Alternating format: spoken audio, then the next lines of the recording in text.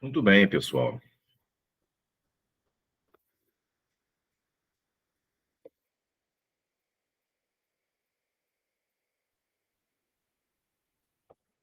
Bom,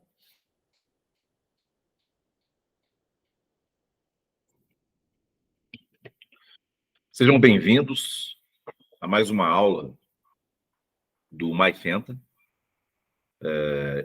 Isso aqui que vocês estão assistindo é um dos 5 pilares da nossa mentoria.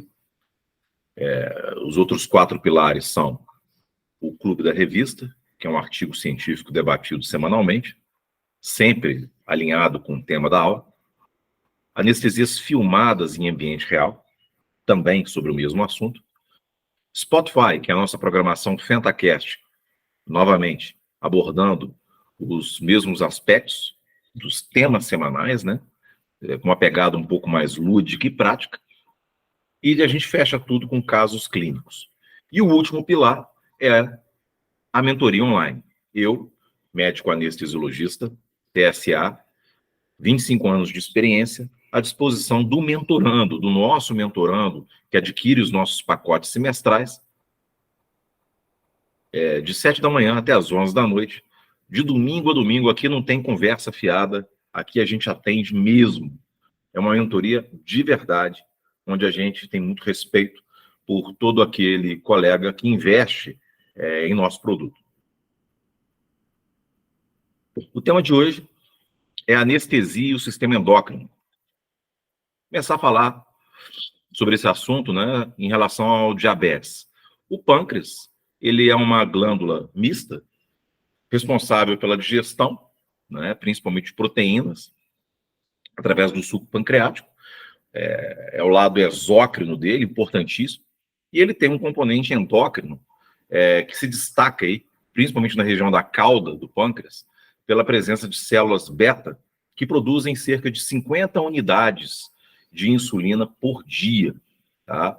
Então, ele é um órgão absolutamente importante.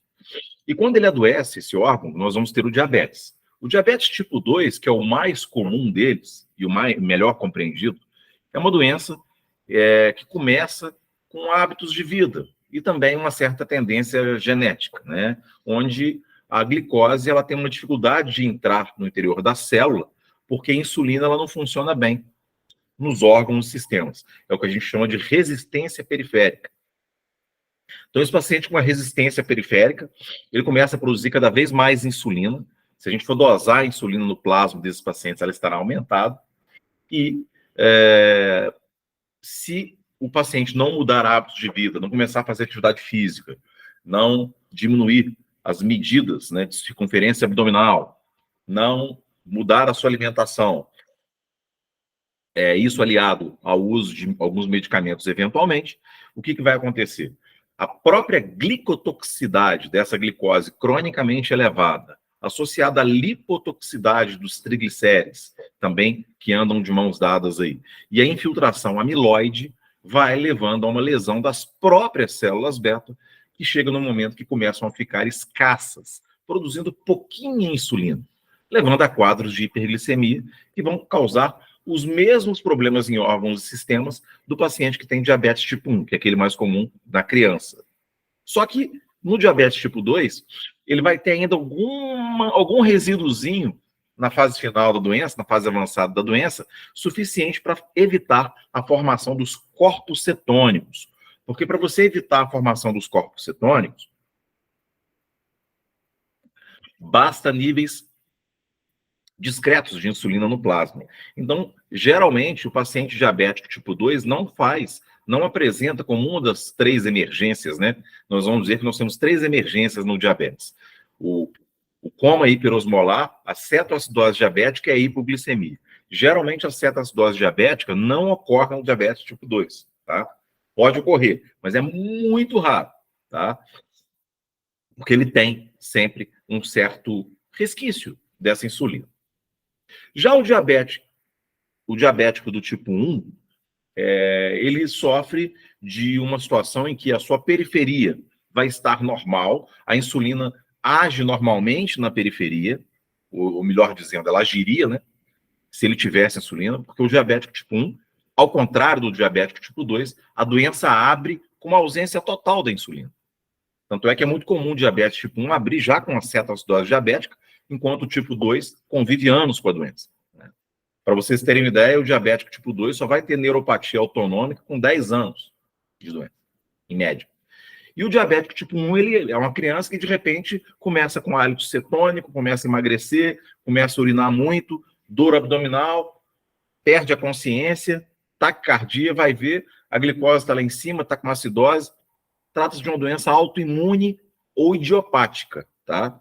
São os dois substratos fisiopatogênicos. Em alguns casos, a gente consegue determinar os autoanticorpos, em outros casos, ela é idiopática, o diabetes tipo 1. E é uma doença muito mais grave que o diabetes tipo 2 do ponto de vista fisiopatogênico, mas dá mais chance da gente tratar na hora certa, né? Porque ela abre o quadro e você já entra com medicamento. Apesar de que, ainda assim, nós sabemos que as complicações e os desafios anestésicos são maiores no diabetes tipo 1 que tipo 2, tá? Mas sim, são pacientes que respondem melhor à insulina em termos de infusão contínua perioperatória, porque não tem resistência periférica, né? Só que é uma doença muito mais grave. Esse paciente não tem insulina nenhuma, como eu coloquei, por questões idiopáticas ou pela doença autoimune. Então, o diabético tipo 1, ele sempre tem que ter uma suplementação de insulina, mesmo, nós vamos ver daqui a pouquinho nos protocolos, durante o jejum. Senão ele vai evoluir para cetoacidose diabética, tá? E, a longo prazo, as complicações se tornam muito mais graves também. Aqui, uma imagem mostrando os efeitos da insulina, né? Então, a insulina é um hormônio anabólico importantíssimo, né? Nós sabemos que nós temos uma balança em nosso organismo, né? De um lado, hormônios anabólicos, de outro lado, hormônios catabólicos. Os hormônios anabólicos, para gravar, eles têm uma tendência de fortalecer a gente. Então, os anabólicos geralmente mandam a glicose para onde ela tem que ir, para dentro dos vasos, favorecem a massa magra, melhoram a performance cardiovascular, enquanto os hormônios catabólicos, né? Então, os anabólicos, insulina, testosterona, e os catabólicos favorecem geralmente o mau uso periférico da glicose, né? A rarefação óssea. Aí nós temos o cortisol, o hormônio antidiurético, nós temos as catecolaminas. Todos esses seriam neurohormônios catabólicos. A insulina, como representante ilustre dos anabólicos, né? Olha aí o que ela faz no livro, no fígado, no liver, né? Que é o fígado. Ela melhora a captação de glicose, ela aumenta a síntese de glicogênio, ou seja, ela estoca, né, no fígado, em detrimento de um nível plasmático de glicose aumentada. Ela diminui a gliconeogênese, ou seja, ela não quebra proteína para transformar em glicose. Essa proteína vai para o músculo, como eu disse, para fortalecer a massa magra. Olha aí, muscle nos músculos, aumenta a síntese de proteína, né? No tecido adiposo, você vai ter um aumento do estoque de triglicéridos, não uma hipertrigliceridemia, como a gente vê nos catabólicos. Enfim. Essa imagem mostrando aí a importância, né, da insulina em cada ponto do corpo, mostrando aí que em nível cerebral nós vamos ter efeitos periféricos também da insulina, interferindo no fluxo sanguíneo, no apetite, tá? Nos músculos, uma melhoria da massa magra e, de maneira geral, ilustrando o que eu acabei de comentar. Vinícius, mas afinal de contas, o que é um paciente, seja ele tipo 1, tipo 2, né? O que é um paciente diabético? Como é que a gente faz o diagnóstico de um paciente diabético? Classicamente, para classificarmos um paciente com essa doença, nós devemos ter uma glicemia de jejum superior ou igual a 126, tá? Ou uma glicemia ocasional, em qualquer horário, acima de 200. Um teste de tolerância também, acima de 200, é considerado diabetes. e uma hemoglobina glicada acima de 6,5%. Hemoglobina glicada, o que é isso? Hemoglobina glicada, pessoal, representa o percentual de hemoglobina ligado à glicose. E como a hemácia ela tem uma vida média em torno de 120 dias, ela vai expressar a média das glicemias nos últimos 3 meses. 3, 4 meses. Tá? Então, hoje é um exame muito respeitado, tanto para controle do diabetes, para saber se esse paciente está controlando bem, quanto para tomadas de decisão dentro das condutas anestésicas, como nós vamos ver daqui a pouco. Um paciente, ele sai do estado de normalidade para o diabetes direto? Sai. No caso do diabetes tipo 1, que é uma doença autoimune, né? No diabetes tipo 2, onde tudo começa na periferia, até então está tudo bem com o pâncreas, e só depois ele vai adoecer por conta da toxicidade da própria glicose, da lipotoxicidade da infiltração amiloide, né? O paciente ele passa por um estágio em que a vida ainda dá uma chance para ele, que é o estado pré-diabético.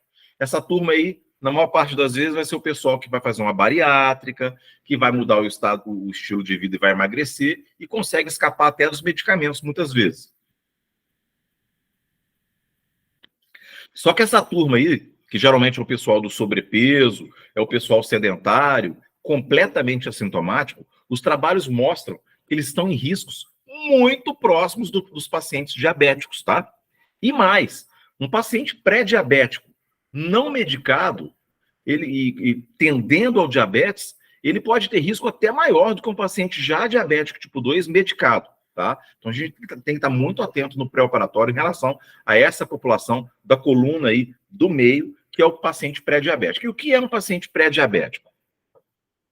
É aquele indivíduo que está com a glicemia entre 100 e 126, ou que tem um teste de tolerância, né, entre 140 e 200, ou uma hemoglobina glicada entre 5,7% e 6,5%.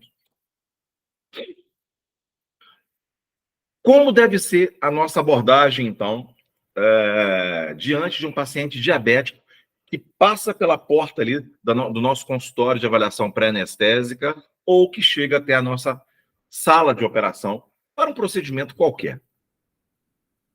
Nós devemos lembrar que, primeiro, o paciente que toma cronicamente, seja a sua insulina NPH, seja a sua insulina de ação lenta, associada a insulinas ultralenta ou regular, a ultralenta e a regular sempre é suspensa. Você pode até manter a NPH, ou modificando ela um pouquinho, diminuindo ela um pouquinho, manter a de ação longa, modificando um pouco. Mas a ultralenta e a regular, você precisa suspender. Ok? E muito importante lembrar que, na dúvida, ou seja, pacientes muito graves, descompensados, que se você não tiver bem os protocolos na sua cabeça, uma cirurgia muito grande, suspende tudo e entra com infusão intravenosa variável de insulina regular, onde você coloca 100 unidades num sorinho fisiológico de 100 e vai administrar pela via intravenosa conforme a equação. Glicemia dividido por 150. Está com 450? 450 dividido por 150, 3. Então, 3 ml hora, que vai equivaler a 3 unidades hora. Se você tiver os protocolos na cabeça, melhor ainda. E como é que funcionam esses protocolos? Eu vou ensinar para vocês agora. Primeira regra. A gente só vai manter a insulina desse paciente no dia da cirurgia, porque no dia anterior a gente não mexe em insulina nenhuma. Estou me referindo à insulina do dia, da parte da manhã. Se o paciente, primeiro, tiver um diabetes compensado, ou seja, com uma hemoglobina glicada menor que 8,5. Se ele tiver, como mostra abaixo aí, um diabetes descompensado, com uma glicada acima de 8,5, é melhor suspender tudo. Cirurgia não pode ser uma cirurgia cardíaca, não pode ser uma cirurgia muito complexa e nem pode ser uma cirurgia de emergência, um politrauma, tá? Se for uma cirurgia eletiva tranquila, de médio, pequeno porte, também entra nisso daí. E, finalmente, o paciente não pode perder mais do que uma refeição. O jejum pré-operatório tem que ser um jejum que respeite o protocolo ERAS, de preferência um jejum de 6 horas, 8 só se for uma alimentação muito abusiva, e que ele seja hidratado com água, Gatorade ou líquidos claros. Perdeu mais do que uma refeição, de 2 refeições para cima, também não dá para ficar mantendo essa insulina dele. É melhor entrar com insulina regular de ação variável. De ritmo variável, né? Conforme a glicemia.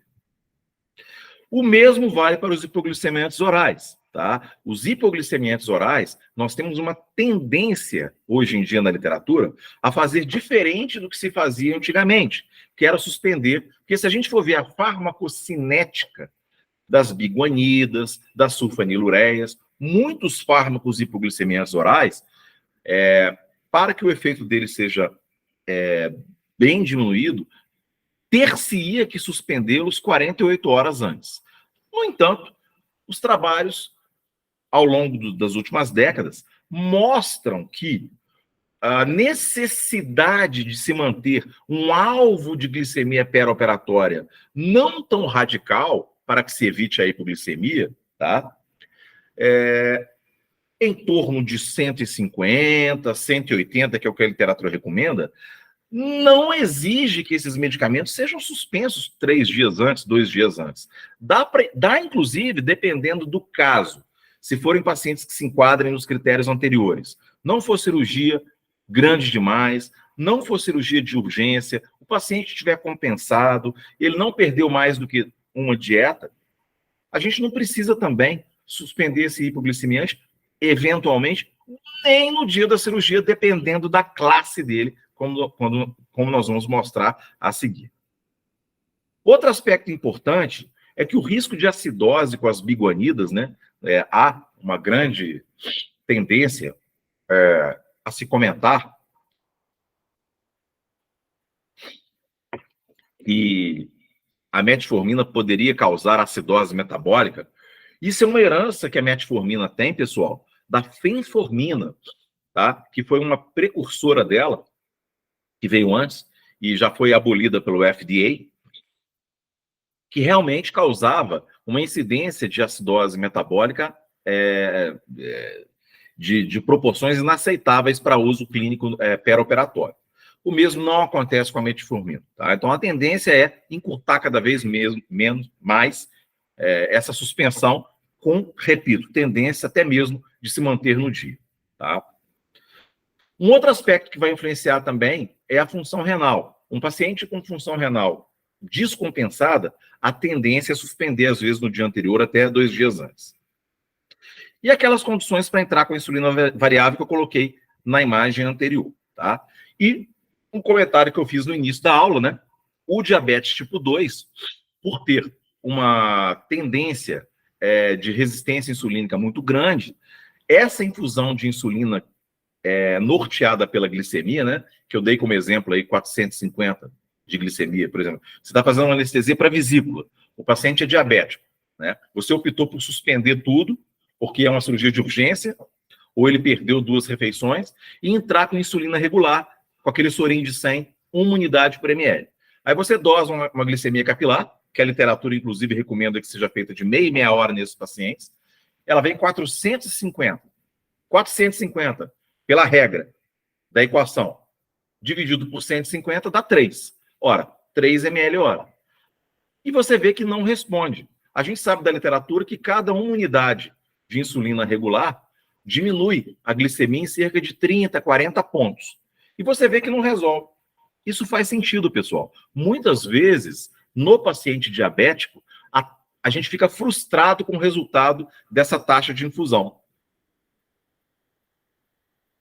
No diabetes tipo 2, por causa da resistência insulínica. Então, podem aumentar e a gente está autorizado a fazer taxas até de 0,1 unidade por quilo-hora, tá? Pode ir aumentando, não tem problema. Já no diabético tipo 1, como a resistência à ação da insulina perifericamente é normal, nós vamos ver que essas regrinhas funcionam melhor de taxa de infusão. Falando aí novamente das emergências no diabetes, né? Nós temos 3 emergências: a hipoglicemia, o coma hiperosmolar e a cetoacidose diabética. A hipoglicemia no paciente diabético, ela ocorre geralmente, ela começa a ocorrer com mais frequência no paciente diabético insulino dependente que começa a apresentar disfunção renal, tá? Toda vez que um paciente insulino dependente começa a frequentar demais a porta do hospital com crises de hipoglicemia, a gente tem que abrir o olho na função renal desse paciente. Nós sabemos que o diabetes morde o rim com vontade, né? Então a gente tem que voltar a atenção para esse paciente, perguntar se a urina dele não está espumosa, rever a pesquisa de microalbuminúria, calcular o clearance, lembrar, né? Nós falamos isso lá na aula de anestesia e o rim, que os primeiros sintomas de insuficiência renal só ocorrem, né, na insuficiência renal moderada, tá? Que é aquela que já está com clearance de creatinina baixo, bem baixo, né? Ninguém vai esperar aí sinais de diabetes com clearance de creatinina muito próximos de 60, 45 a 60. Eles vão se apresentar os primeiros sintomas abaixo de 45 de clearance, na insuficiência renal moderada, tá? Então, sim, esse paciente já pode estar com insuficiência renal crônica e praticamente assintomático. E uma pista que ele nos dá, o diabético, são essas crises de hipoglicemia, porque a insulina é metabolizada pelo rim, tá? E como que a gente lida no pré-operatório com uma hipoglicemia, né? Bom, a gente sabe que no pré-operatório a gente tem que manter uma euglicemia em torno de 150, 180. Toda vez que isso começa a cair de 150, começa a aproximar de mais de 100, é interessante que a gente administre glicose. Aliás, né, pessoal, tanto no tratamento da cetoacidose diabética, quanto no tratamento do controle da insulina pré-operatória, por aquela regrinha que eu falei para vocês, a literatura recomenda que se dê um aporte, né, de soro glicosado a 5%, na faixa de 1 a 1,5 ml, como mostra a frase aí de baixo, por quilo-hora. Né? Então, isso aí é muito importante. E na hipoglicemia, cada 1 ml, nós estamos falando da hipoglicemia, de glicose a 50%, vai corrigir essa glicemia em 1 a 2 pontos. Então, você está lá fazendo a sua anestesia para uma cirurgia de colectomia direita num paciente diabético, tá? Você está tudo bem, é um paciente diabético que você, por exemplo, manteve o hipoglicemiante oral dele, e você faz de hora em hora a sua glicemia capilar. Aí você detecta que está 90, não está legal, tem que jogar para 150 pelo menos. Então você tem que subir de 90 para 150, 60 pontos. Ora, a gente já sabe que 30 ml de glicose a 50% tem o potencial de resolver isso. Como é que você vai administrar? Direto na veia? Não. A glicose a 50% ela pode esclerosar o vaso.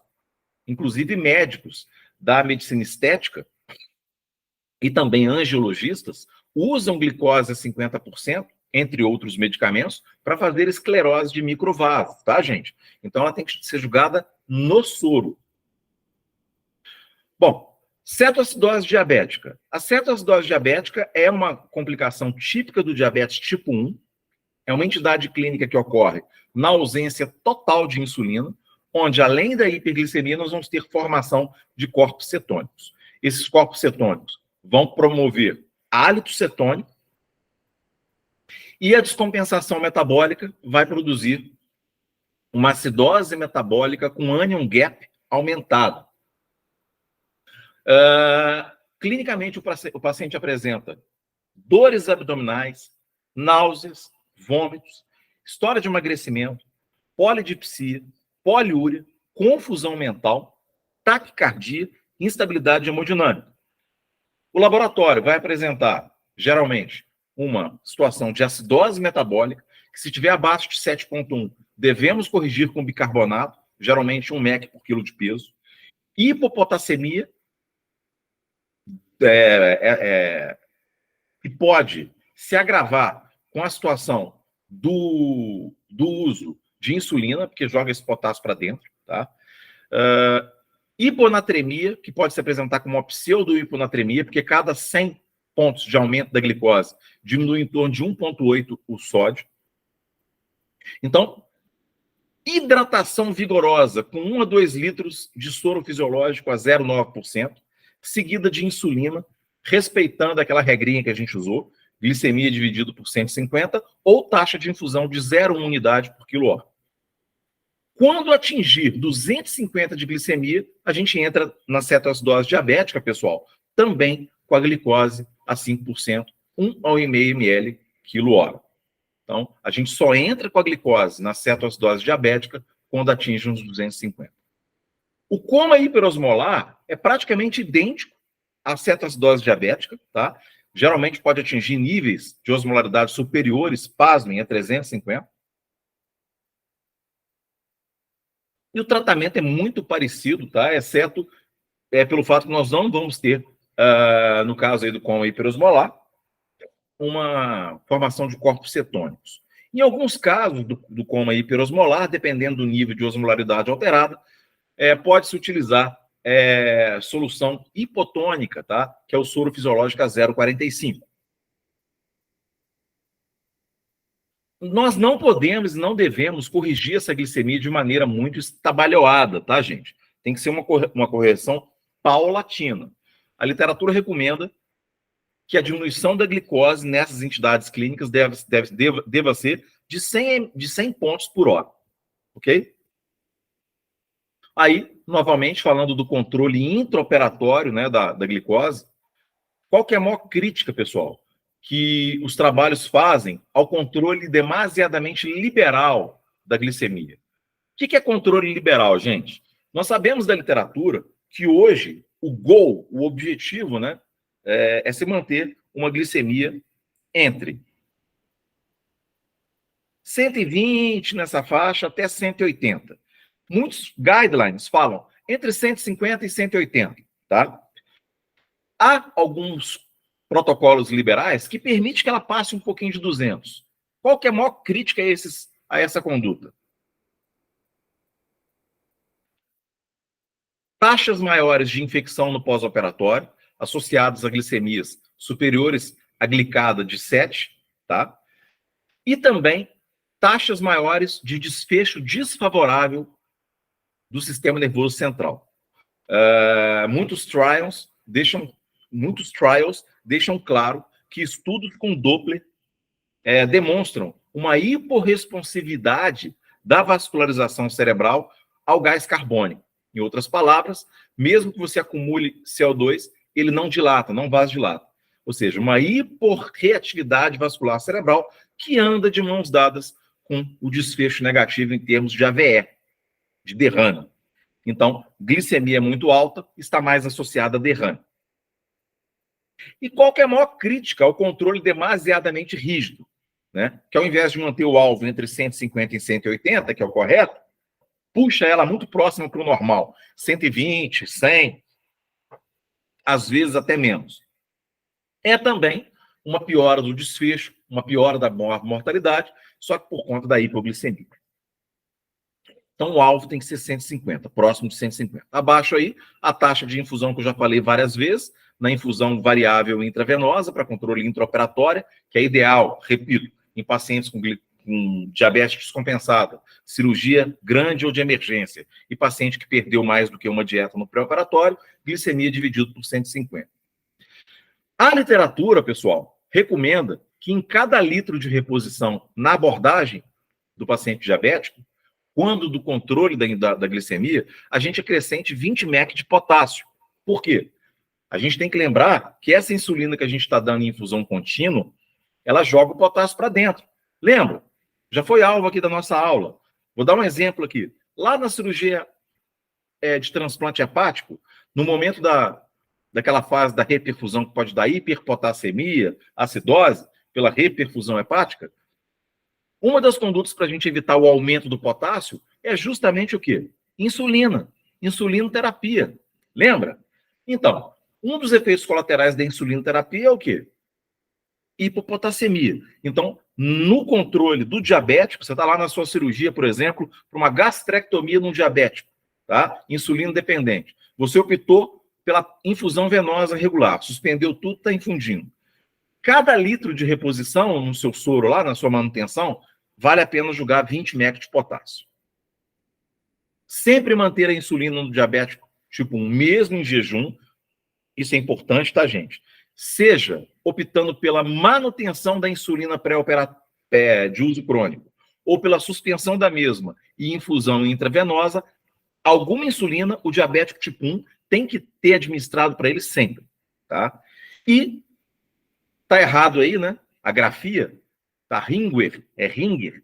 Na última linha abaixo aí, o mito do Ringer, né, gente? Falou em anestesia para diabetes, para o paciente diabético, já tira o Ringer e coloca um soro fisiológico. Isso já caiu por terra, tá? O Ringer, ele, apesar de levar à hiperglicemia tardia, essa hiperglicemia geralmente não passa de 18 pontos, tá? E ele evita a acidose hiperclorêmica, que é mais frequente com soro fisiológico. Nessa imagem, para lembrar a vocês que aquele paciente diabético, geralmente paciente diabético não diagnosticado, né, que já está há 10 anos com a doença, ele começa a ter neuropatia diabética. E, geralmente, essa neuropatia pode atingir o sistema nervoso autônomo. Então, ele vai ter a chamada a neuropatia autônoma, que é um grande desafio para nós médicos anestesiologistas. Esses pacientes vão ter mais hipertensão arterial, eles vão ter mais taquicardia de repouso, vão ter mais hipotensão postural. Então, é muito importante nesses pacientes a gente fazer o rastreio do consultório de avaliação pré-anestésica, medir a pressão deitado. Falou que é diabético? Já é um diabético de algum tempo? Mede a pressão deitado, mede a pressão em pé. Se tiver muita variação, abrir o olho durante a anestesia, que pacientes portadores de neuropatia autonômica, diabética, estão mais sujeitos a infarto agudo do miocárdio, a instabilidade hemodinâmica, tá? E desfecho pior. Então, a anestesia desses pacientes tem que ser uma anestesia multimodal, com baixas concentrações de halogenado, alvo de propofol baixo, uma hidratação guiada por meta. A analgesia tem que ser muito rigorosa. Esses pacientes não podem ter o cortisol muito alterado, que eles vão descompensar. Antibiótico, tudo nesse paciente tem que ser mais cuidadoso. São pacientes que têm impotência sexual, disfunção vesical, eles têm gastroparesia, então tem que ser intubação em sequência rápida, porque o estômago desses pacientes é mais cheio do que a média. Nós vamos ver também que a parte de via aérea é um desafio. Bom, aqui nessa imagem, nós estamos mostrando para vocês vários tipos de insulina, tá? Então, dependendo do tipo de insulina, nós vamos ter um pico de ação mais lento, mais rápido, né, ou moderado, tá? Então, nós temos, nas 3 primeiras linhas, análogos de ação rápida, né, que tem a meia-vida mais curta ainda do que a famosa insulina regular. Esses análogos de ação rápida, né, possuem um início de ação de 15 a 30 minutos, um pico entre meia hora e 35 minutos e uma duração entre 3 e 6 horas. A seguir, nós temos a famosa insulina regular, de ação curta, que tem um começo muito parecido, né, um pouquinho mais alargado, né, do que o começo de ação ultra rápida, de meia hora a 1 hora, um pico de ação de 2 a 3 horas e uma duração total um pouco mais longa de ação ultra rápida do que a de ação ultra rápida. Então, a insulina regular dura de 3 a 8 horas. A famosa NPH já é de ação intermediária, então tem um início de ação de 2 a 4, um pico de 6 a 10 horas e pode durar de 10 a 18. E, finalmente, de ação longa, que vai ter um início que varia de 3 a 4 horas, a maior parte delas não tem pico de ação e podem durar até 40 horas. Aqui, uma lista, né, uma tabela que mostra hipoglicemia antes orais. Nós temos aí, na primeira linha, representantes das biguanidas, né? A fenformina, que dá muita acidose metabólica e foi banida, e a metformina, que dá muito menos, ela é aceita, tá? Essas drogas, elas têm uma duração de ação aí em torno de 9 a 12 horas. Nós temos na segunda linha os inibidores da alfa-glucosidase, que tem uma duração mais curta, tá? Drogas como essas você pode pensar em manter até no dia. Na terceira linha, nós temos os tiazolidinolínicos, que possuem uma ação mais longa, de até 24 horas. Abaixo, as sulfanilureias, né, muito conhecidas, drogas muito utilizadas, essas que possuem, de todos, a maior T-meio beta, né, podem durar até mais do que 36 horas, então já são drogas mais complicadas de se pensar em manter no dia, dependendo do tipo, mas dependendo da família, como é o caso da glipizida, que tem uma duração menor, você pode até pensar, dependendo de cada caso, em se manter no dia anterior ou até mesmo na manhã da cirurgia. Tudo hoje em dia é individualizado, tá, pessoal? Enfim, então nós temos uma gama de opção muito grande. Aqui nós estamos mostrando, né, novamente, as famosas sulfanilureias com as suas 3 gerações, né, em que você vai ter uma variação da duração mais longa para as de terceira geração, duração mais curta aí de primeira geração. E as biguanidas, principal representante é a metformina.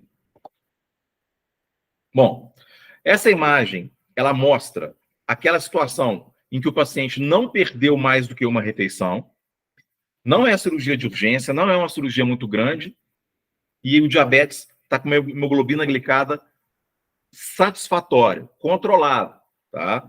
Ou se não é satisfatória, pelo menos não está descompensada, ela está abaixo de 8,5. Nesse paciente, você pode manter modificando a insulina habitual, tá? E até não usar a infusão contínua de insulina regular baseada naquela regrinha.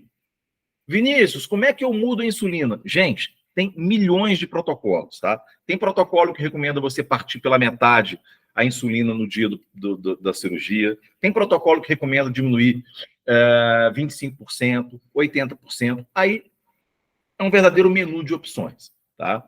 Você tem muitas opções e a gente passaria o dia inteiro aqui falando delas. Essa imagem mostrando o que a gente já falou, dos sinais e sintomas da cetoacidose diabética. Aqui, mostrando o tratamento da mesma, que também nós já falamos para vocês. Se cair numa prova, qual que é o pilar mais importante do tratamento da cetoacidose diabética? É a hidratação.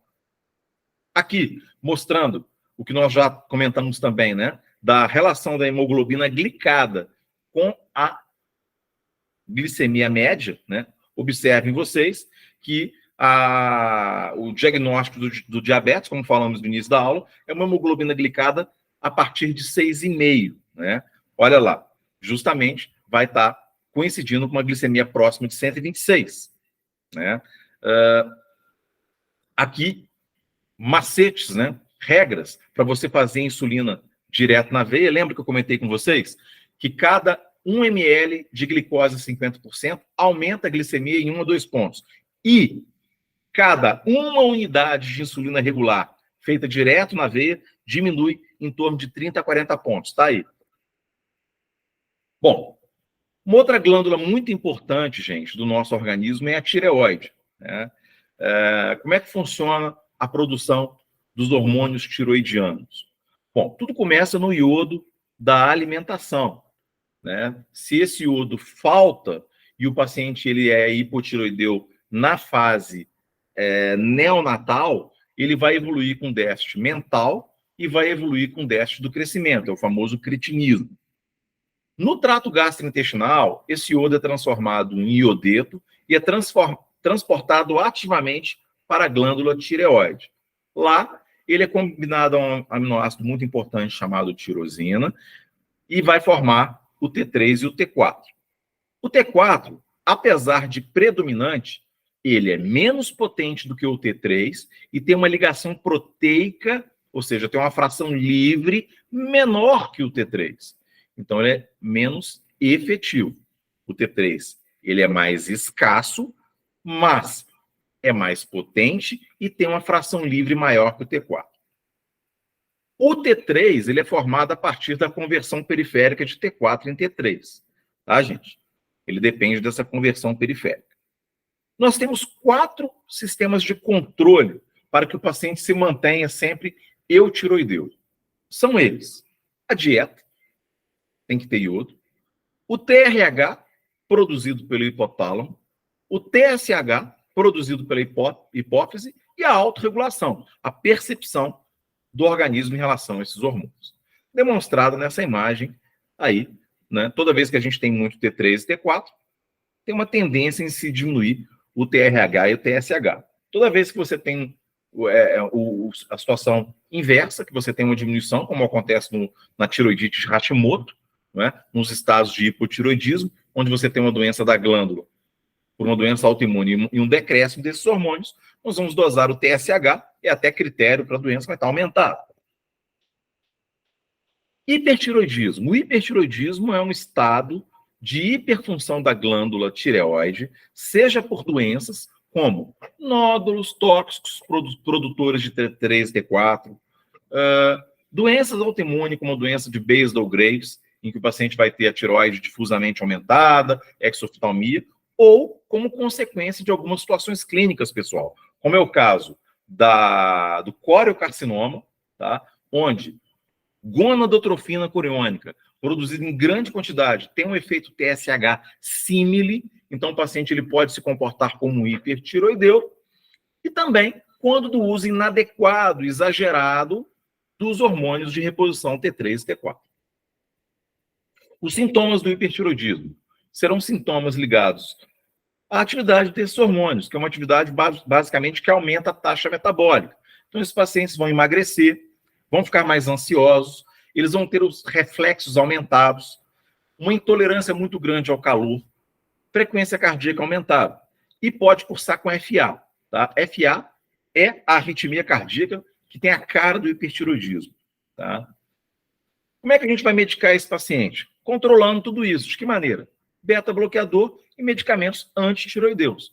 Propiltiuracil e o metimazol são os mais conhecidos. Quais são os cuidados anestésicos com esse paciente hipertiroideu? São inúmeros.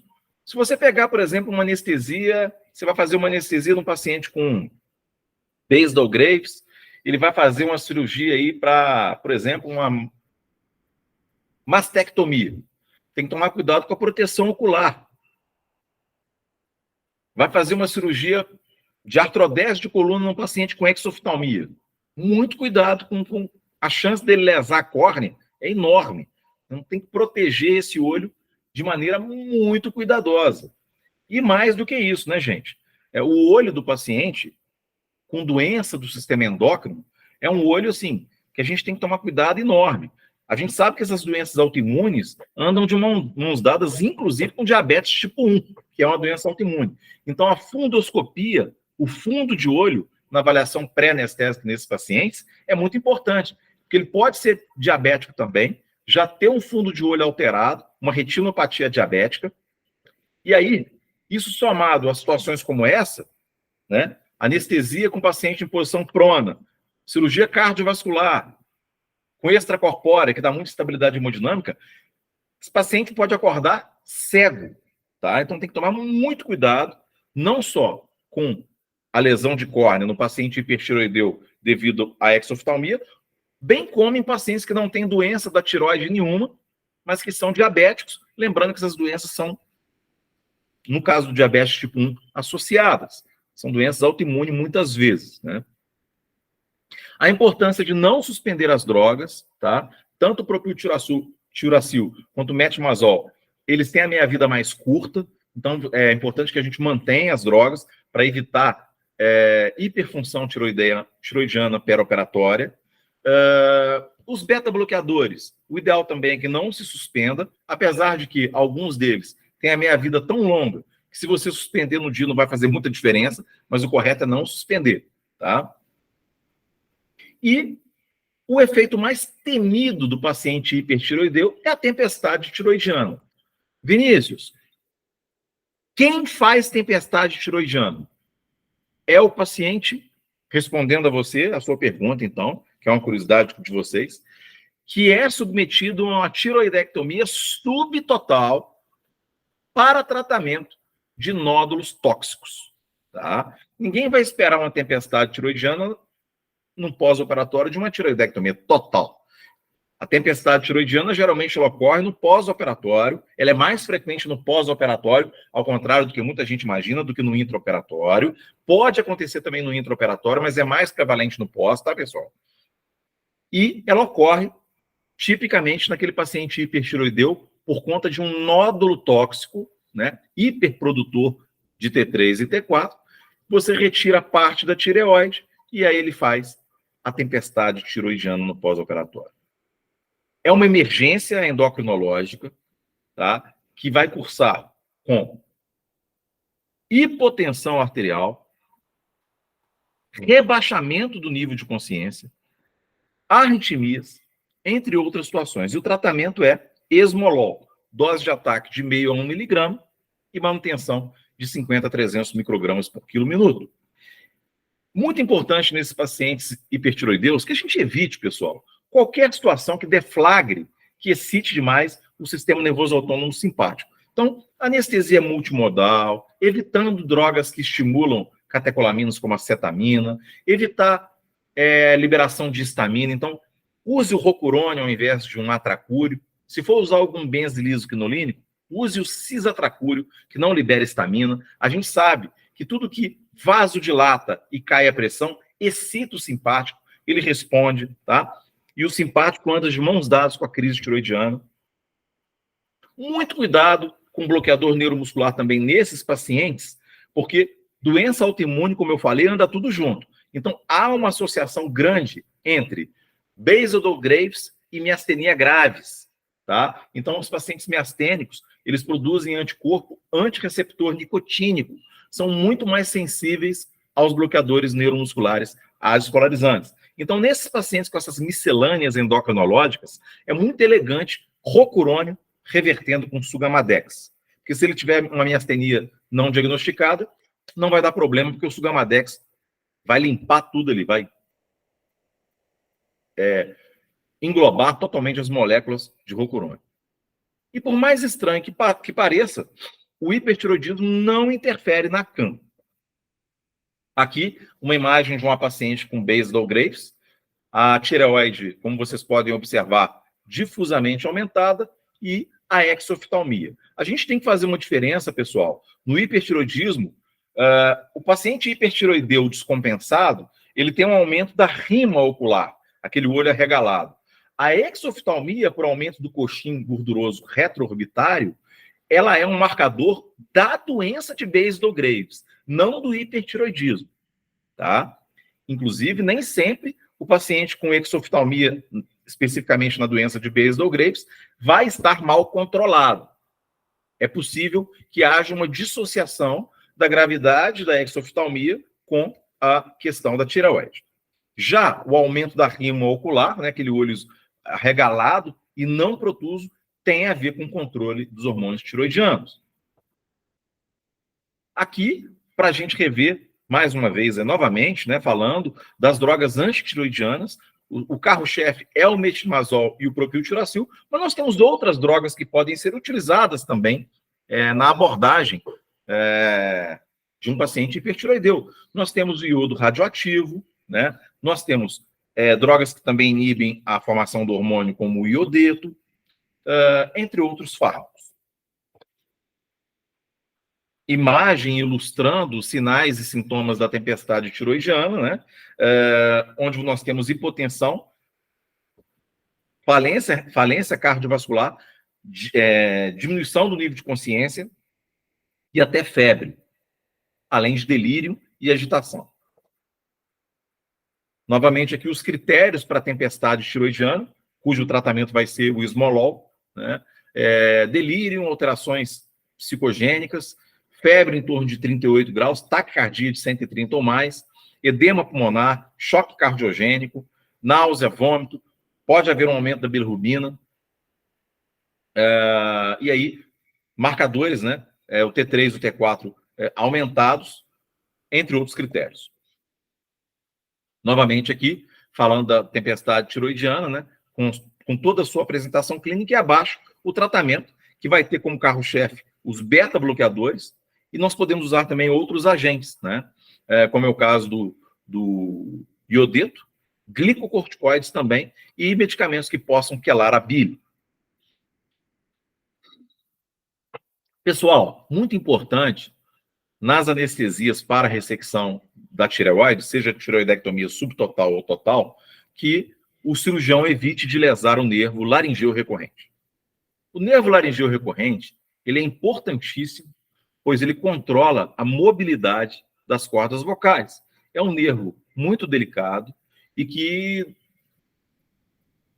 se o cirurgião não for muito treinado, ele pode ter uma surpresa desagradável no pós-operatório. E nós, médicos anestesiologistas, juntamente com o pessoal da neuro, podemos, através da neuromonitorização, da mesma forma que a gente faz lá para a artrodese, né, com o potencial evocado, também fazer o potencial evocado do laringeu recorrente. Essa imagem mostra um tubo com sensores do potencial evocado. Novamente, mais imagens com tubos orotraqueais que já vêm com um sensor do potencial evocado. Aqui, novamente, um tubo colocado, né, mostrando a capacidade que nós temos hoje, com a neuromonitorização, de estar de olho em toda a inervação que deva ser evitada quando das tireoidectomias. Nessa imagem, mostrando à esquerda um paciente normal, no meio um paciente com paralisia de um lado e à direita paralisia dos dois lados das cordas vocais, em respiração e falando. Muito importante lembrar também que o pós-operatório de tireoidectomias, além da complicação da lesão do laringeu recorrente, que pode dar a voz rouca ou bitônica, né? Temos também a questão do hematoma. Quem tem muita experiência já passou por uma situação dessa. Eu já passei 2 vezes. E o médico anestesiologista tem sim que estar preparado para abrir os pontos, né, e garantir via aérea logo desses pacientes. Se a gente demorar muito, esse paciente pode ter uma emergência de via aérea difícil de sair. Porque não adianta passar máscara laríngea, porque a obstrução é mais baixa. Então tem que chamar o cirurgião em caráter de emergência e, na RPA mesmo, abrir os pontos e trazê-lo de volta para a sala. Já passei por essa situação 2 vezes, felizmente, eu abri nas 2 vezes e resolvemos. Uma terceira complicação em pós-operatórias de tireoidectomias é a ressecção acidental das 4 glândulas paratireoides. Nós vamos ver que a função do paratormônio, produzido pela glândula paratireoide, pelas 4, é tirar o cálcio dos ossos e também aumentar a sua reabsorção em nível de túbulo contornado distal e túbulos coletores, mantendo alto o cálcio plasmático. Se subitamente essas glândulas são retiradas, você pode ter, no prazo aí de algumas horas, hipocalcemia aguda, a partir de 12 horas de pós-operatório, com, inclusive, dificuldade via aérea, espasmos, né? E um dos métodos da gente detectar a hipocalcemia, além do controle plasmático, da mesma, através da bioquímica, é o sinal de Chevostek, que cursa com uma percussão em cima do facial, onde vai ter uma resposta, e o de Trousseau, que é o sinal da parteira, quando da posição clássica de parteira da mão, quando da insuflação de um manguito. Essa imagem mostrando as 4 glândulas paratireoides que a gente deve evitar de retirar. O hipotiroidismo é o contrário do hipertiroidismo, né, pessoal? O cretinismo ocorre quando ele atinge neonatos, eu já comentei, onde você vai ter retardo mental e déficit do crescimento. As causas, né, do hipotiroidismo. Nós temos causas ligadas a um déficit de alimentação, do iodo, né, por isso até que o sal é iodado. E a causa mais frequente, né, no Brasil e no mundo, que é a tiroidite de Hashimoto. A tiroidite de Hashimoto é uma doença autoimune, em que nós vamos ter destruição da glândula tireoide, muitas vezes assintomática, silenciosa, o paciente nem sabe que teve, e aí essa glândula vai produzindo cada vez menos T3 e T4, a pituitária, né, a hipófise, começa a aumentar o TSH, na tentativa de melhorar essa função, mas o paciente acaba entrando em falência.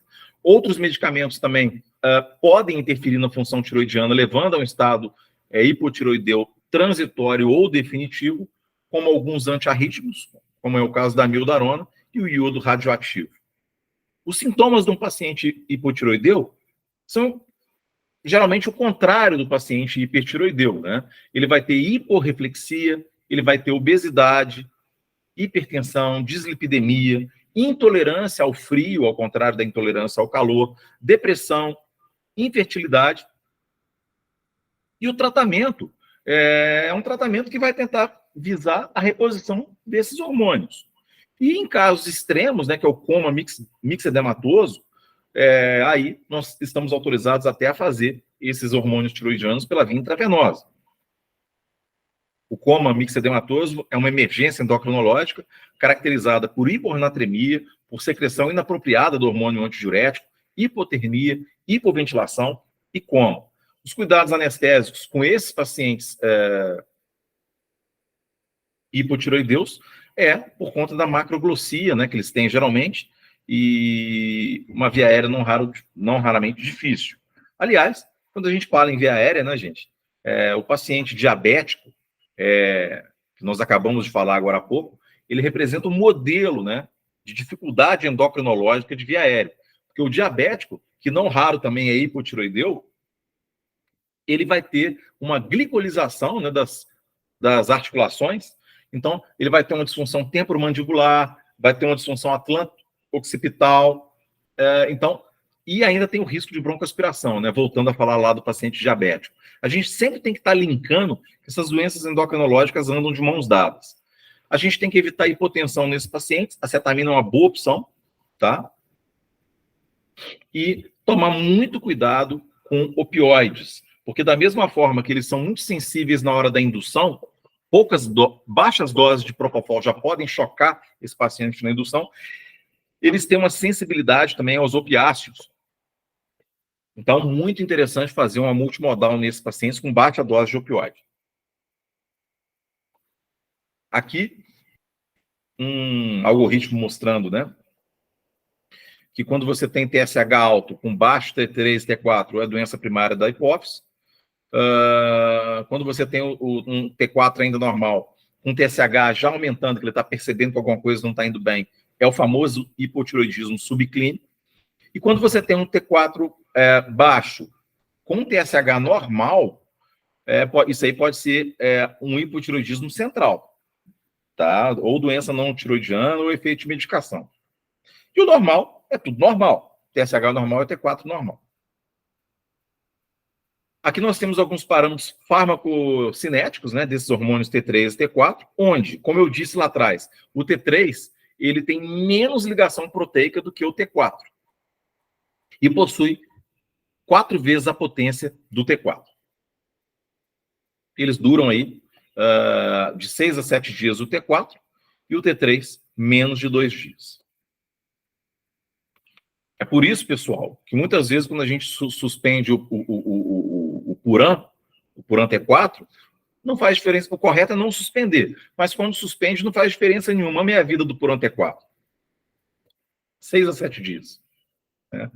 Felizmente, muitas coisas que a gente às vezes erra por falta de conhecimento, a farmacocinética da droga nos salva. A elas aí, as paratireoides. Então, essas importantes 4 glândulas de íntima relação com a tireoide têm como função, basicamente, o metabolismo do cálcio. 99% do nosso cálcio vem dos ossos, através da mobilização, principalmente perpetrada pelo paratormônio. Ele também vai diminuir a excreção do cálcio e aumentar a sua absorção em nível de túbulo contorcido distal. Ele ativa a vitamina D2 em nível renal e aumenta a sua absorção, portanto, de maneira indireta no trato gastrointestinal. A calcitonina, ela teoricamente antagonizaria o paratormônio, mas em seres humanos, o efeito fisiológico dela, ao contrário do que ocorre em animais, é desprezível. A vitamina D, ela é muito importante, ela tem um ciclo importantíssimo, que começa a partir da exposição aos raios ultravioleta, passando pelo fígado, rins e alimentação. E também ela regula demais o metabolismo do cálcio. Essa imagem mostrando, então, a provitamina D, né, que pela ação da ultravioleta de 290 a 315 de comprimento de onda, forma então a provitamina D, após a exposição à luz, se transforma em pré-vitamina D, né, que então vai formar o D3, e aí no fígado e rim sofre hidroxilações, finalmente formando a vitamina D, que vai agir nos seus receptores. E essa vitamina D agindo nos receptores, ela, de maneira comprovada, ela protege os ossos, evita a osteomalácia, regula o cálcio e tem um papel importante no sistema imunológico. Nós temos hoje muitos protocolos que recomendam a vitamina D abaixo, acima de determinado nível plasmático, né? Mas a verdade é que os guidelines nos mostram, pelo menos em anestesiologia, que não há um consenso absoluto sobre o que a vitamina faz com o sistema imune e qual seria realmente o nível ideal dela. Há ainda muita discussão na literatura a despeito dos inúmeros trabalhos mostrando a sua função. Aqui, essa tabela comparando acima aí a vitamina D, o paratormônio e a calcitonina, né? Então, quando a gente fala do cálcio plasmático, tanto a vitamina D quanto o paratormônio aumentam o cálcio plasmático. Só que não dá nem para comparar. O paratormônio aumenta muito mais. Por isso que quando a gente tira de maneira acidental a paratireoide, 12 horas depois o paciente já está com sintomas de hipocalcemia. A calcitonina faz um efeito antagônico à vitamina D e o paratormônio, diminuindo o cálcio plasmático. A principal ação de cada um deles, a principal ação da vitamina D é a absorção do cálcio, né, no intestino. A principal função do paratormônio é tirar o cálcio do osso. E a calcitonina vai opor a isso. A absorção do cálcio no intestino está aumentada com a vitamina D e também aumentada de maneira indireta com o paratormônio, porque ele potencializa a vitamina D. A reabsorção em nível do osso vai estar diminuída na vitamina D e aumentada no paratormônio. E quando você tem deficiência de vitamina D, você tem a riquetiose. Você tem o raquitismo, né? E quando você tem a diminuição do paratormônio, você tem tetania. Então você vai ter o raquitismo com a vitamina D e vai ter a tetania com o paratormônio. Então a situação de hiperfunção, pessoal, dessas glândulas, né, das paratireoides, ela vai causar o quê? Né? Ela vai ser causada por quê? Geralmente um adenoma, um tumor da paratireoide, hiperprodutor de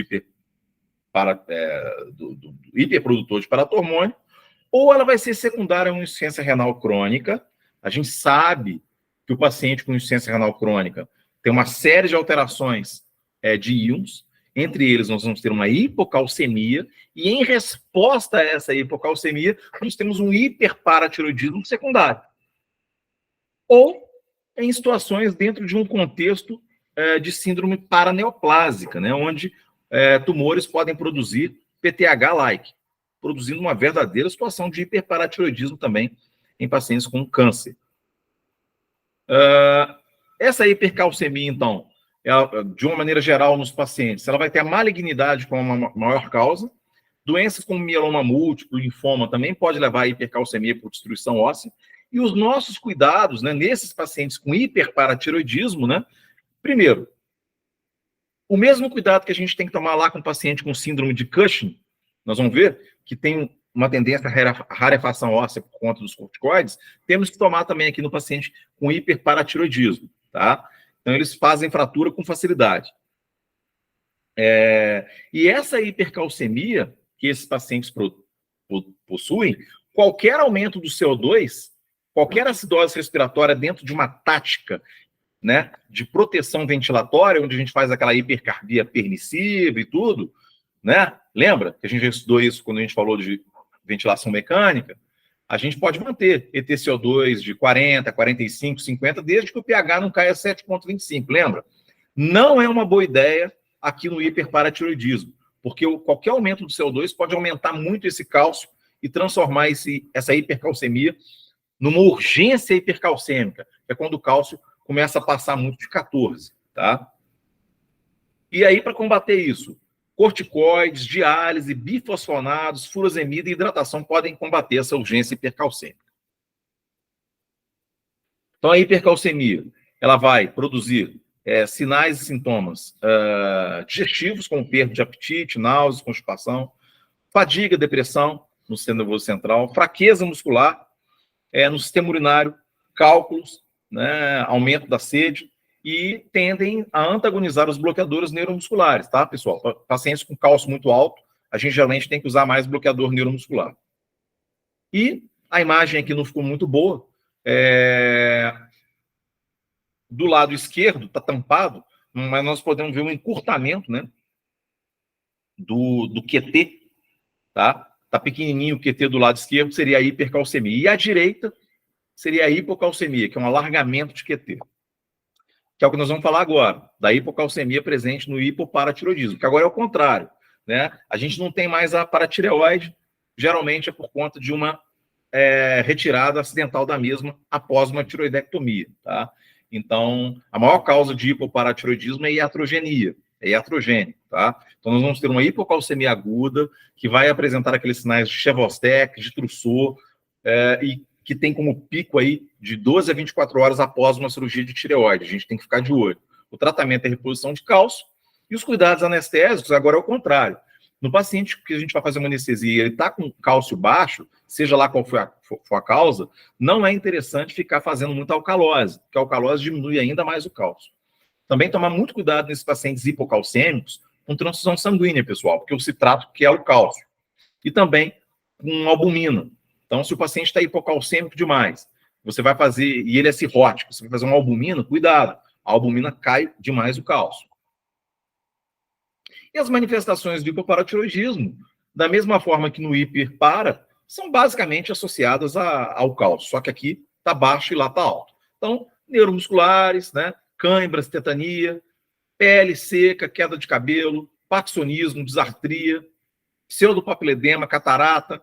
Cardiovasculares, nós vamos ter aqui no hipopara um prolongamento de ST, né? E até laringoespasmo pelo espasmo. Isso aí tem a ver com a nossa área, com a anestesiologia. São pacientes que a gente tem que tomar muito cuidado, principalmente a partir de 12 horas após uma... Olha a importância da avaliação pós-anestésica da medicina perioperatória. Você faz uma anestesia para tireoide, ele não fez hematoma, não fez nada, mas 12 horas depois ele começa com laringoespasmo. Hipocalcemia. Provavelmente retirou a paratireoide. Na deficiência de vitamina D, gente, pode ocorrer ou pela privação do sol ou pela uma dieta pobre em vitamina D. Recomendo um programa do History Channel.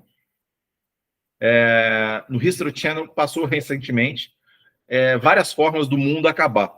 E mostra o inverno atômico, os sobreviventes tentando se esconder da radiação em cavernas. E aí mostrava que após 1 ou 2 gerações, devido à privação do sol, todos teriam um decréscimo grande da vitamina D, com todo aquele aspecto. Vale a pena o programa. Então, lembranças à parte aí, para quem gosta de assistir um documentário, a deficiência de vitamina D, ela cursa com dieta pobre em vitamina D e privação do sol. É a combinação do mal, né? Raquitismo em criança, osteomalácia em adultos que vai gerar. Está muito em estudo ainda a questão no sistema imune, níveis ideais e vitamina D e desfecho anestésico, como eu já coloquei. Novamente aqui, todo aquele caminho, né, da exposição à ultravioleta, transformando pré em pró, e aí cálcio,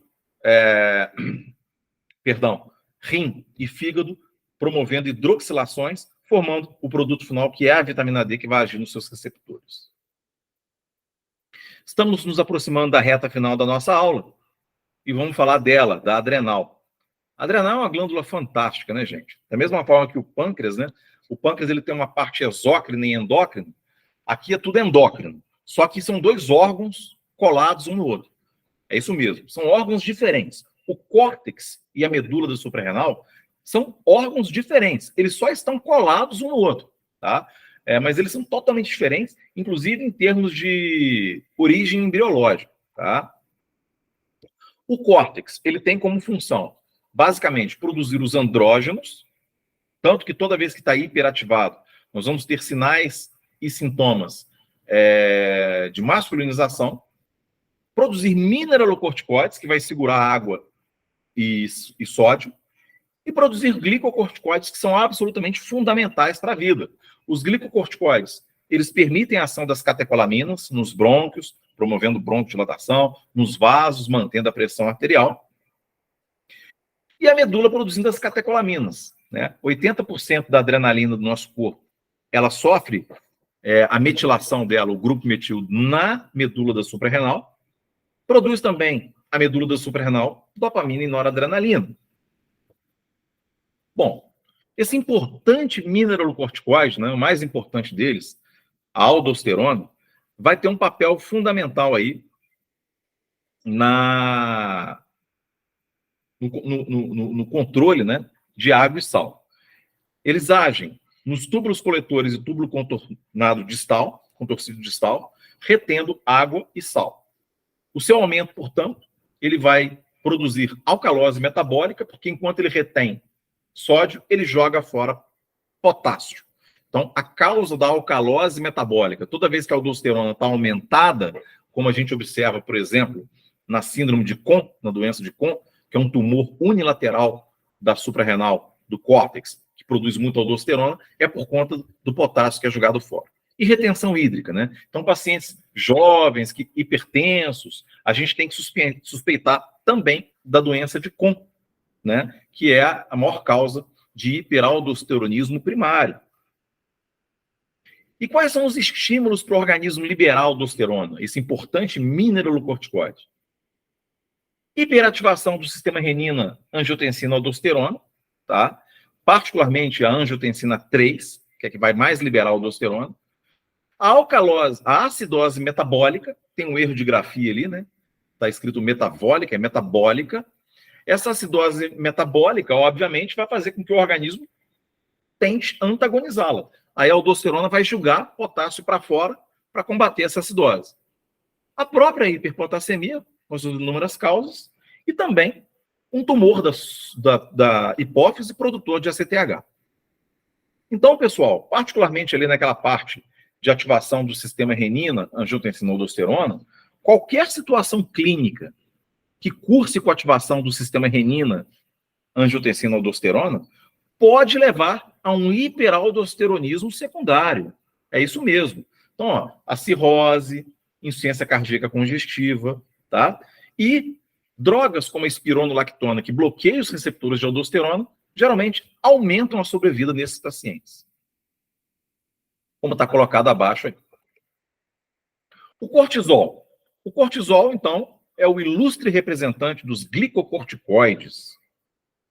Da mesma forma que as células beta lá no pâncreas produzem 50 unidades de insulina por dia, o cortisol ele é produzido na faixa de 20 miligramas dia.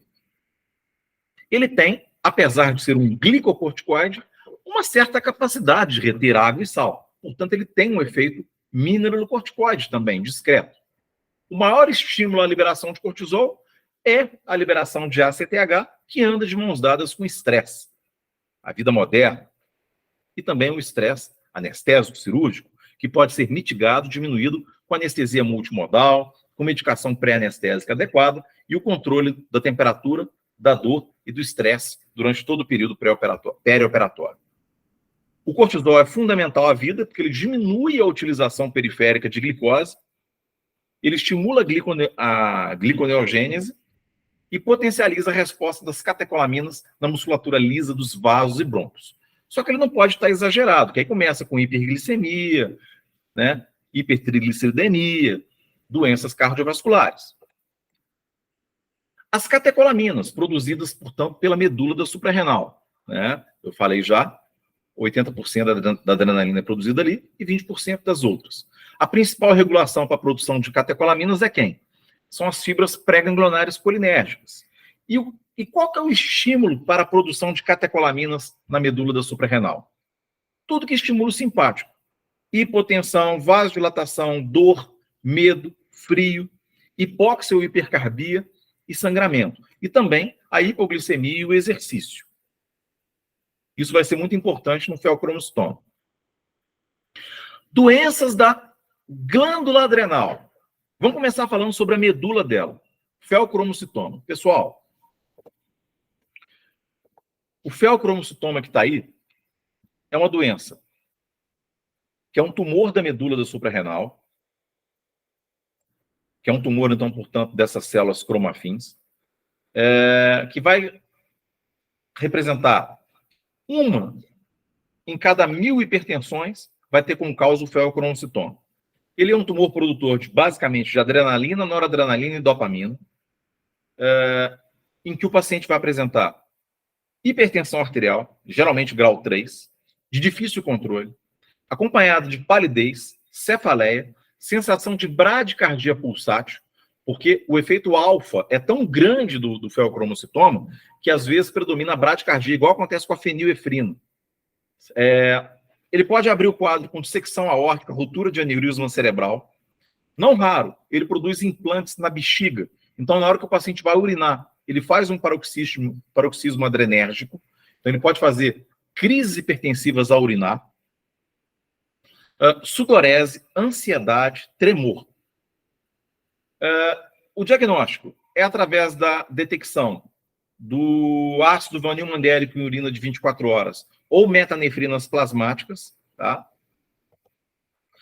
Ele pode estar associado a neoplasias endócrinas múltiplas, tá? E nesses casos, ele geralmente é bilateral, tá? Como é o caso aí da síndrome de Sippel, que é o MEN2. E assim, o grande desafio, pessoal, para o médico anestesiologista, no caso do feocromocitoma, é ter um bom serviço, porque esse paciente ele tem que ser internado. É muito importante que ele seja alfa-bloqueado primeiro, tá? Então, o paciente portador de feocromocitoma, a gente tem que entrar com fenoxibenzamina ou outro bloqueador alfa por via oral. Vasodilatar. São pacientes hipovolêmicos, porque como eles são vasoconstrictos por conta das catecolaminas, o território de capacitância venoso ali fica muito vazio, então tem que reidratar esse paciente no pré-operatório. E após feito isso, a gente entra com beta-bloqueador. Pode entrar com propranolol, pode entrar com outro beta-bloqueador da preferência do serviço. E só então ele é liberado para a cirurgia. E na cirurgia, esses cuidados para se evitar vasoconstricção e taquicardia continuam. Então a gente prepara esmolol, que pode ser dado meio a 1 miligrama toda vez que tem uma hipertensão, e 50 a 300 microgramas por quilo-hora para manter. E a fentolamina era usada, ela foi substituída nos guidelines mais recentes pelo nitroprusiato de sódio, de meio a 10 microgramas por quilo-minuto, para evitar o aumento da pós-carga. Ah, Vinícius, eu vou entrar usando? Não, pode ser que você não precise usar nem o esmolol, nem o nitroprusiato no intraoperatório. Como é que a gente faz para não usar? Fazendo uma anestesia boa. Leia-se: catéter peridural, infusão de anestésico local contínua, evitar drogas estaminogênicas que excitem o simpático, nada de atracúrio, nada de morfina que libera estamina, tá? Preferir o rocurônio. Se for usar um benzilisoquinolínico, use o cisatracúrio, tá? Evitar drogas como o caso da cetamina e da efedrina, que vão liberar a reserva lábil de noradrenalina, porque tem uma ação indireta. Fazer uma boa anestesia. E no pós-operatório, o desafio continua. Por quê? Hipotensão é possível, seja porque ele foi mal reposto de líquido, seja porque ele ainda está com o efeito residual da fenoxibenzamina, lá do pré-operatório, que tem uma ligação covalente irreversível com o receptor beta-alfa-2. Aí tem que esperar, pessoal, que ocorra uma pinocitose do complexo fenoxibenzamina receptor alfa-1, tá? E novos receptores alfa-1 sejam exteriorizados. E uma outra causa da hipotensão no pós-operatório, gente, é o down regulation. Esses pacientes, cronicamente, eles estão expostos a altas concentrações de adrenalina, noradrenalina. Obviamente, os receptores estão em down regulation. Você tira o tumor, normaliza as catecolaminas, ele faz hipotensão. Então, ele precisa readaptar. Então, às vezes, um cheirinho de nora é preciso nesses pacientes com feocromocitoma.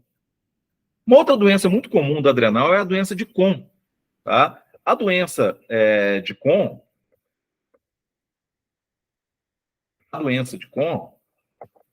ou síndrome de Kohn, ela vai cursar com um tumor unilateral do córtex da suprarrenal, é a maior causa de hiperaldosteronismo primário.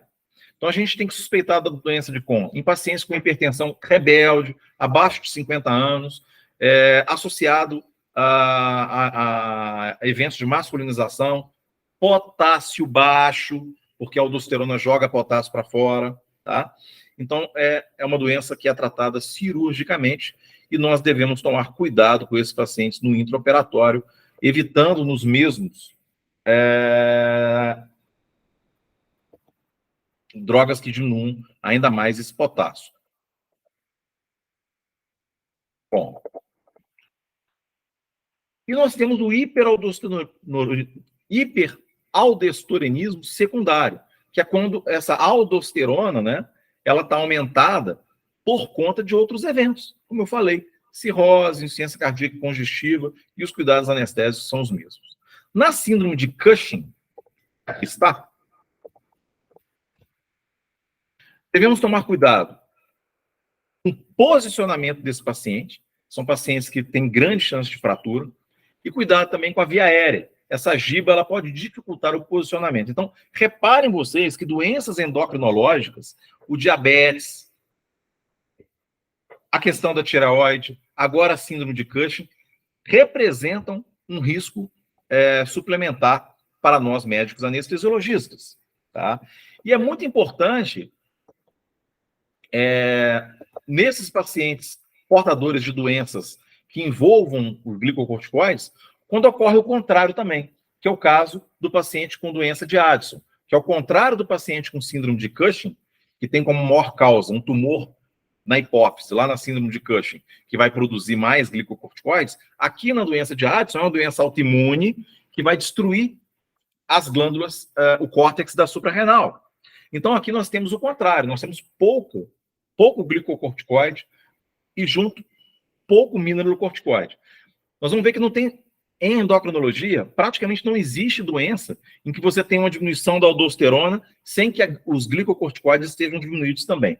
Tá? Quando a gente fala de diminuição de mineralocorticoide, é com glicocorticoide junto, cai tudo, como no caso da doença de Addison.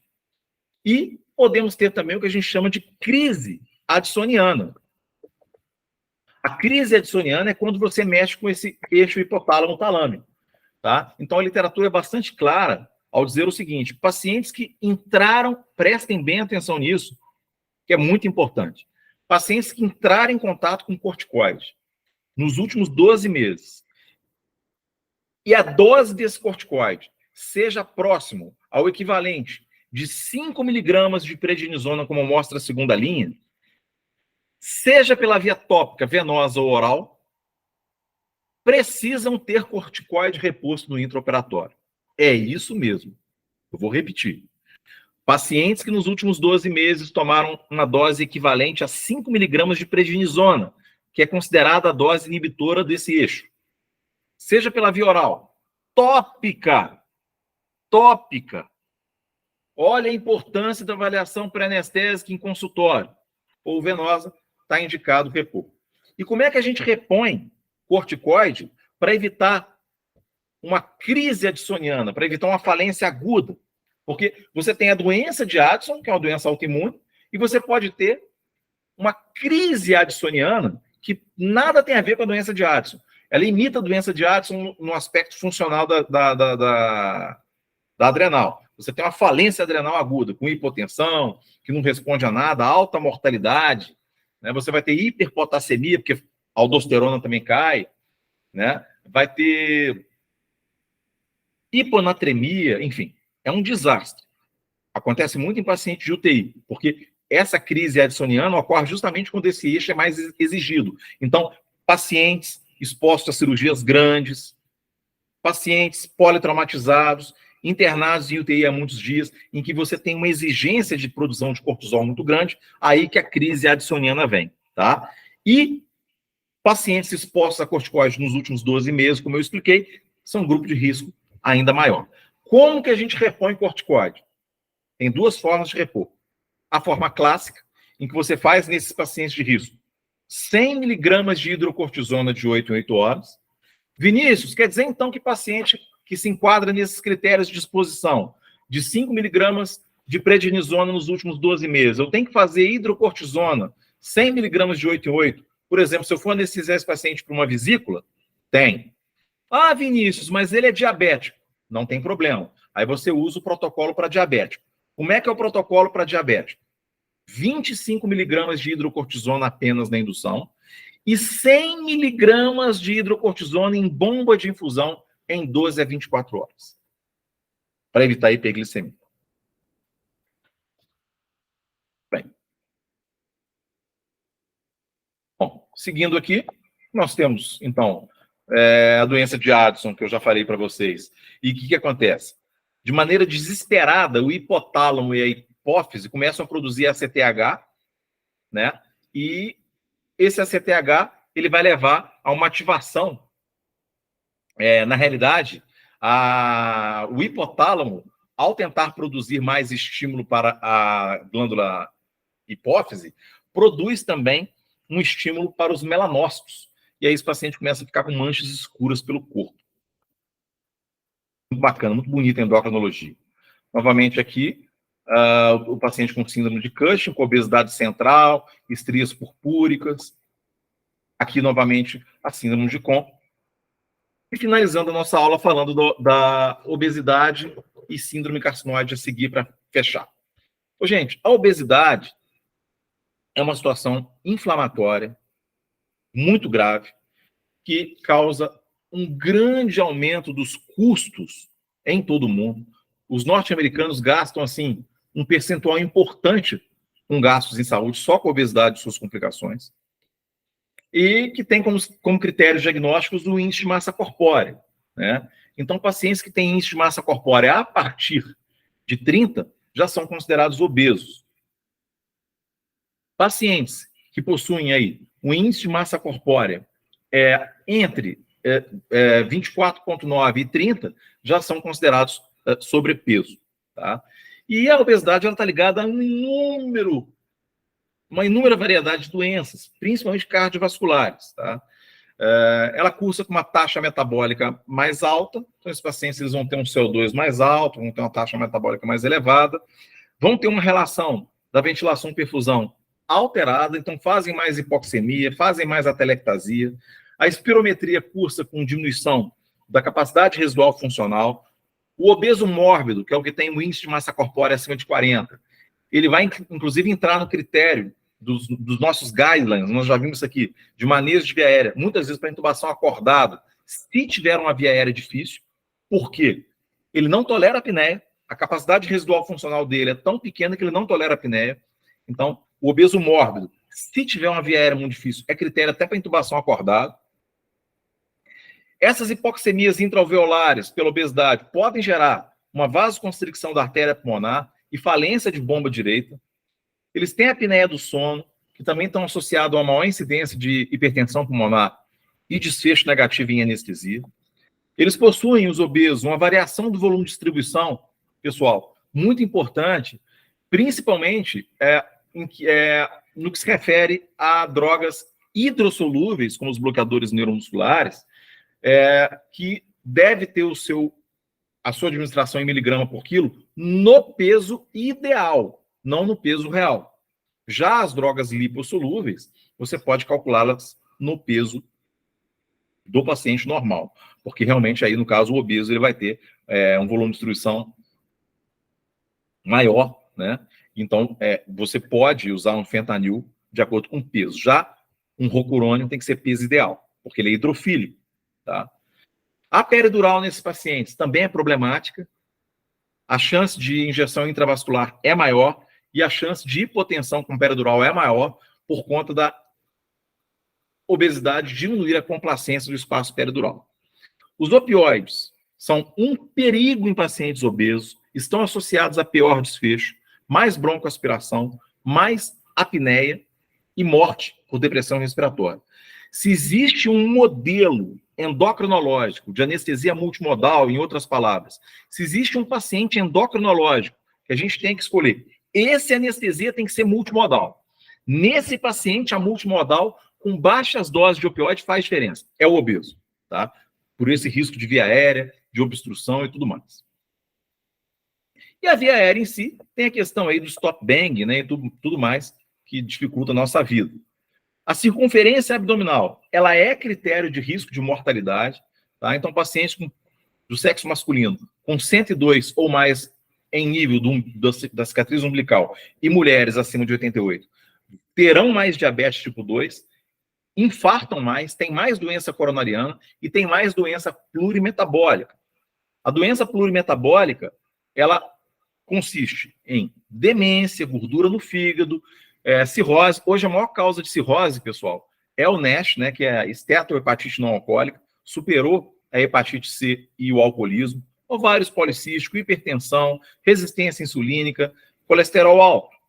Para evitar isso, não tem jeito, tem que emagrecer, tem que fazer atividade física, e em alguns casos até a bariátrica. Aí o questionário Stop Bang, né, ou seja, eles são pacientes que nos trazem problema em relação à abordagem de via aérea, porque são pacientes que têm um pescoço com mais de 50 centímetros, são pacientes que muitas vezes têm apneia do sono,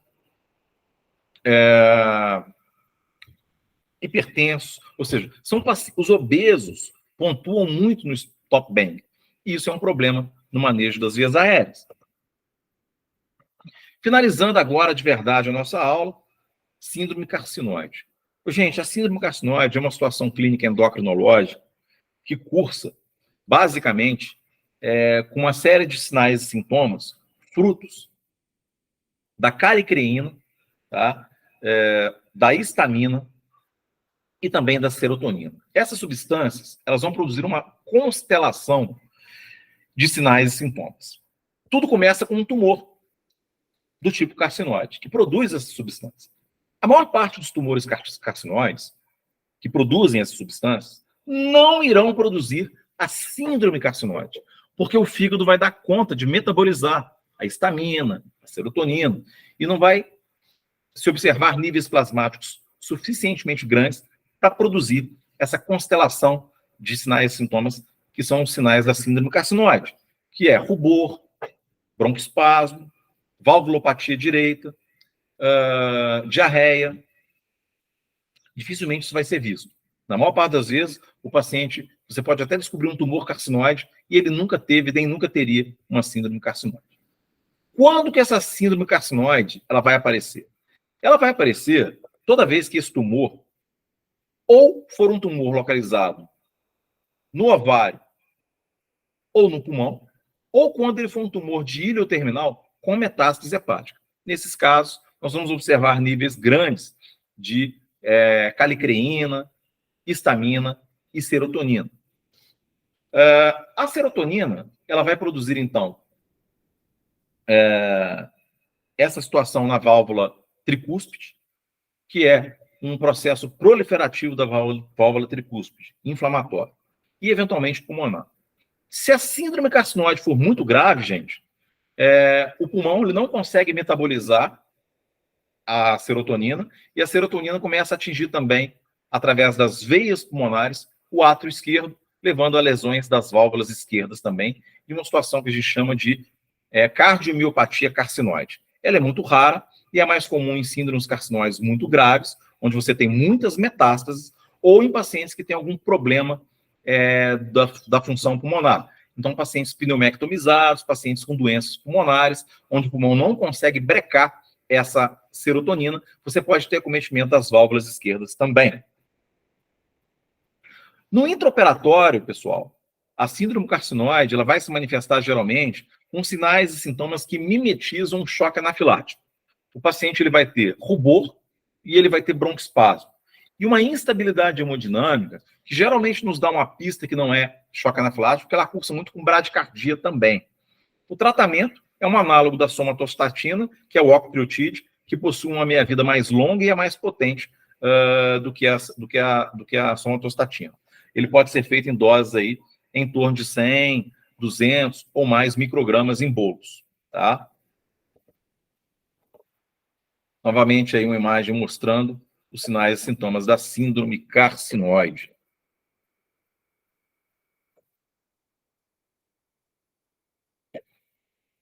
Muito bem, pessoal.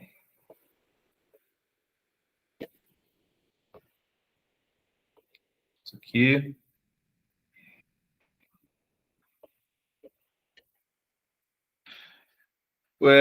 Eu peço desculpas pela aula tão longa, né? Geralmente as nossas aulas, elas não são tão longas assim, mas é que realmente a gente precisava, né, esgotar o tempo, tá?